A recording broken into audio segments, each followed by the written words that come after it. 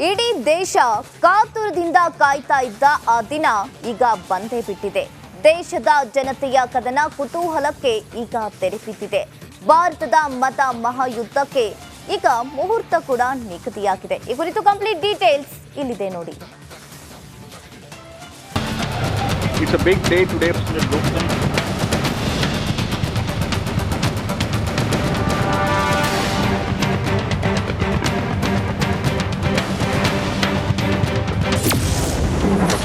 ಮತ ಮಹಾಭಾರತಕ್ಕೆ ಮುಹೂರ್ತ ಫಿಕ್ಸ್. 7 ಹಂತದಲ್ಲಿ ವೋಟಿಂಗ್, ಜೂನ್ 4ಕ್ಕೆ ರಿಸಲ್ಟ್.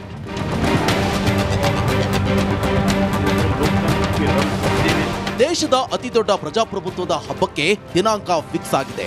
ಮತ ಮಹಾ ಸಂಗ್ರಾಮದ ದಿನಾಂಕಕ್ಕೆ ಇದ್ದಂತಹ ಕುತೂಹಲ ಮುಗಿದಿದೆ. 2024ರ ಪಾರ್ಲಿಮೆಂಟ್ ಫೈಟ್ಗೆ ಕೇಂದ್ರ ಚುನಾವಣಾ ಆಯೋಗ ಮುಹೂರ್ತ ನಿಗದಿಪಡಿಸಿ ಶರ ಬರೆದಿದೆ.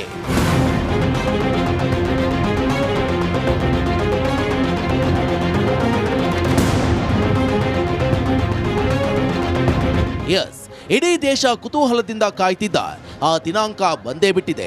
ಸಂಸತ್ ಸಂಗ್ರಾಮದ ಮುಹೂರ್ತಕ್ಕೆ ಇದ್ದ ಕುತೂಹಲ ತಣಿದಿದೆ. ಲೋಕಸಭಾ ಲಢಾಯಿಗೆ ಕೇಂದ್ರ ಚುನಾವಣಾ ಆಯೋಗ ವೇಳಾಪಟ್ಟಿ ಪ್ರಕಟಿಸಿದೆ. 543 ಲೋಕಸಭಾ ಕ್ಷೇತ್ರಗಳಿಗೆ ಒಟ್ಟು 7 ಹಂತಗಳಲ್ಲಿ ಚುನಾವಣಾ ಕುರುಕ್ಷೇತ್ರ ನಡೆಯಲಿದೆ.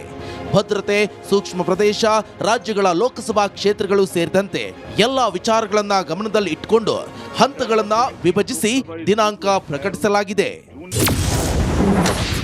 ಎಲ್ಲೆಲ್ಲಿ ಎಷ್ಟು ಹಂತದಲ್ಲಿ ಮತದಾನ?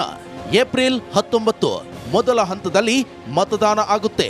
21 ರಾಜ್ಯಗಳಲ್ಲಿ 102 ಕ್ಷೇತ್ರಗಳಲ್ಲಿ ಮತದಾನ ನಡೆಯಲಿದೆ. ಏಪ್ರಿಲ್ 26 ಎರಡನೇ ಹಂತದ ಮತದಾನ ನಡೆಯುತ್ತೆ. 13 ರಾಜ್ಯ 89 ಕ್ಷೇತ್ರದಲ್ಲಿ ಮತದಾನ ನಡೆಯುತ್ತೆ. ಮೇ 7 ಮೂರನೇ ಹಂತದ ಮತದಾನ. 12 ರಾಜ್ಯ 94 ಕ್ಷೇತ್ರಗಳಲ್ಲಿ ಮತದಾನ ನಡೆಯಲಿದೆ. ಮೇ 13 4ನೇ ಹಂತದಲ್ಲಿ ಮತದಾನ ನಡೆಯಲಿದೆ. 10 ರಾಜ್ಯ 96 ಕ್ಷೇತ್ರಗಳಲ್ಲಿ ಮತದಾನ ನಡೆಯಲಿದೆ. ಮೇ 20 5ನೇ ಹಂತ ಮತದಾನ ನಡೆಯಲಿದೆ. 8 ರಾಜ್ಯ 49 ಕ್ಷೇತ್ರದಲ್ಲಿ ಮತದಾನ ನಡೆಯಲಿದೆ. ಮೇ 25 6ನೇ ಹಂತದಲ್ಲಿ ಮತದಾನ ನಡೆಯಲಿದೆ. 7 ರಾಜ್ಯ 57 ಕ್ಷೇತ್ರಗಳಲ್ಲಿ ಮತದಾನ ನಡೆಯಲಿದೆ. ಜೂನ್ 1ರಂದು 7ನೇ ಹಂತದ ಮತದಾನ ನಡೆಯಲಿದೆ. ಇದರಲ್ಲಿ 8 ರಾಜ್ಯ 57 ಕ್ಷೇತ್ರಗಳಲ್ಲಿ ಮತದಾನ ನಡೆಯಲಿದೆ. ಜೂನ್ 4ರಂದು ಬಹು ನಿರೀಕ್ಷಿತ ಫಲಿತಾಂಶ ಪ್ರಕಟಗೊಳ್ಳಲಿದೆ.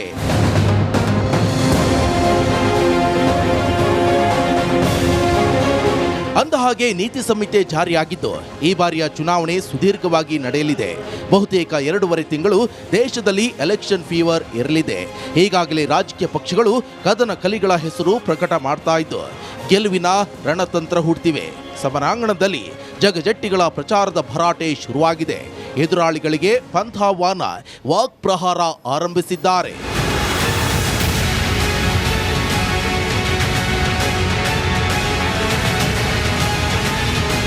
ಲೋಕಸಭೆ ಚುನಾವಣೆ ಜೊತೆಗೆ ವಿಧಾನಸಭೆ ಚುನಾವಣೆಗಳು ಕೂಡ ನಡೆಯಲಿದೆ. 370 ವಿಧಿ ರದ್ದು ಬಳಿಕ ನೆರೆಯ ಆಂಧ್ರಪ್ರದೇಶ, ಅರುಣಾಚಲ ಪ್ರದೇಶ, ಒಡಿಶಾದಲ್ಲೂ ಅಸೆಂಬ್ಲಿ ಎಲೆಕ್ಷನ್ ನಡೆಯಲಿದೆ. ಒಟ್ನಲ್ಲಿ ಮಹಾಭಾರತದ ಮಹಾಯುದ್ಧಕ್ಕೆ ದಿನಾಂಕ ನಿಗದಿಯಾಗಿದ್ದು ಫಲಿತಾಂಶ ಯಾರ ಪರ, ಯಾರು ಗೆಲ್ತಾರೆ, ಯಾರು ಸೋಲ್ತಾರೆ, ಜೂನ್ 4ರ ಮಂಗಳಕರ ಯಾರಿಗೆ ಅನ್ನೋದು 2.5 ತಿಂಗಳುಗಳ ಕಾಲ ಕಾಯಲೇಬೇಕು.